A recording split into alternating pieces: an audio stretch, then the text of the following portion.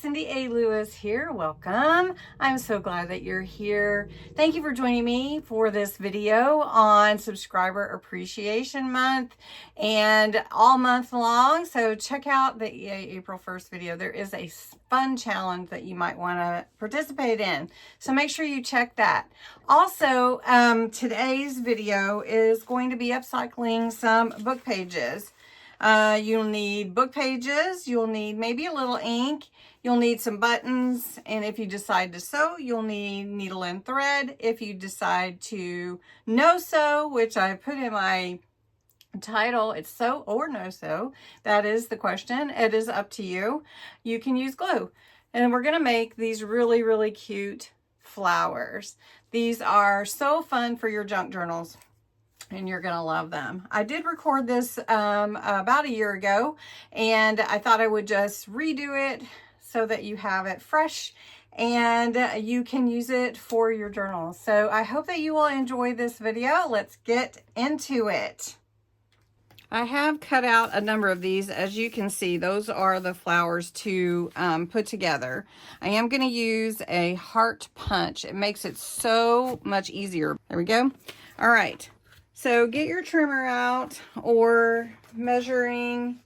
You might have to do a little math, just teasing. All right, get your paper out and your trimmer. We're going to cut 3-inch squares, and then we're going to cut 2-inch squares. So you need 4 3-inch squares for each flower and 1 2-inch square. And then you'll have also a square that you can use to make your leaves. Depending on how large you want your leaves, then you can use a small square or large square. I'll show you how. All right, so we're going to cut this at 3 inches. I've got 2 sheets here just to give me a little extra, and then I'm going to cut it at 3 inches. Now I'm using old book pages. You can use anything that you prefer. You could use any pages that you'd like. I wouldn't use cardstock. All right, so then we're going to cut a 2-inch square, and this is just makes the flower the little smaller petals in the front of your flower. All right, and I do recommend squares. Okay, now I'm going to show you how simple it is to make each flower. You just need one of the squares. Make sure I have just one. And you fold it in half. And then you fold it in half again. So now you have a small square. Now where your fold is, you want to hold on to that. And then you want to fold it again into a triangle. So your square makes a nice triangle.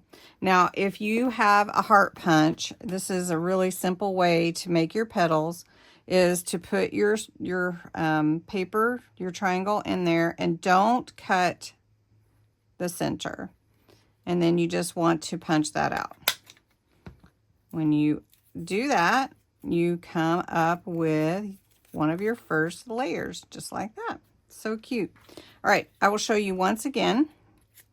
And then on the small, let me just show you on the small one.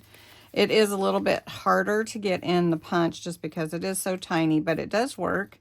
Fold it in half, fold it in half, and then fold on that triangle. Make sure you know which is the one that's the center so you don't punch that out.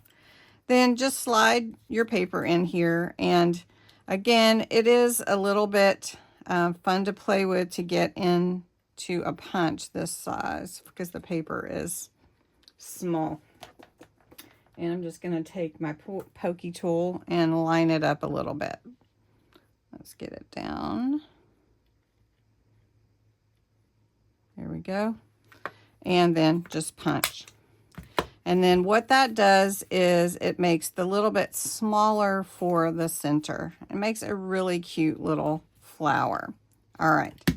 Then the next thing that you're going to do is you're going to do that to all of your pieces. So I'm going to do that really quick off camera, and we'll come back and put this flower together. All right, before I put my flowers together, I do ink them. I call it vintagizing, and usually I do the brown as I've done here. And I really like the brown around the flower edge, but I thought today I would change it up a bit for you and do a pink one. This is a fuchsia ink, and all I'm going to do is hit the edges of the flower with the ink. And I do both sides because it's possible that you would see both sides. All right, I had a little filming faux pas. So we're going to make the sewing flower by placing all of our flowers on top of each other like that. So we've got 5. Well, maybe I'll flip that over. I really want that silo right there. All right, then you pick a button. So we're just going to pick a little white button right here. And this one has 4 holes, but I'm only going to use 2. And I just poke through that one hole that I want to use. Then in order to find my hole in the back, which can be kind of hard, I poke through the front and then I come back through that hole from the back. And it comes right on through, just like that.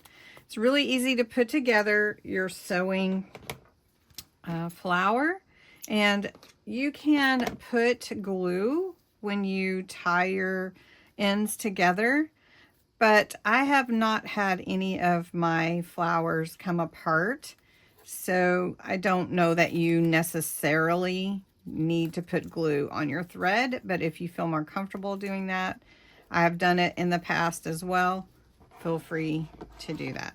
I'm just using my wax thread that I use. You can use embroidery, floss, or any thread that you feel comfortable using. So then I just cut that off. Then to put the leaves on, I just take a little glue, and depending on where you want your leaves, you just look at the back of your flower and glue your leaves on like that. Now you could glue them like this, but I like to put the leaves together. For some reason, I just think it looks better. So we're just going to put this leaf right here. And it is finished. So you have some really fun flowers. Right, let's make the no-sew one, which I thought I had filmed, but I didn't. So what we're using is my glue gun, and this one, as you can see, I accidentally cut, so that won't be the bottom level. I just put a little glue here, and then I'll put this one next. And all you're going to do is glue these in place. And that has some glue coming through, so we'll just put that one there. I think I did that before. And then we'll put a little glue here. And this is just glue. So this one is no sew. We'll put one more little dot of glue here. And put this flower here. Now for the no-sew ones, I like to pick little buttons that have thread in them. And that one really looks vintage. It is very old. So we'll just glue that there in the center. And we'll just let it be vintage. Now the only other thing that I do is I do 2 leaves, and I'll just take some regular glue here. I think I'm attached to something. All right. So we'll take our leaf, put a little glue on it, and glue it to the back of the flower. Now you can do that with hot glue as well if you like. And then we'll glue one here. So it's that easy. All right, these are the flowers that I've made today. And they're all really beautiful and would look lovely on any of your works, any of your projects. And again, just depending on the size of the diameter, depends on the square that you cut. So I hope you enjoyed this video, and I'd love for you to come back, like it, subscribe, join me in the April challenge, and have a great day.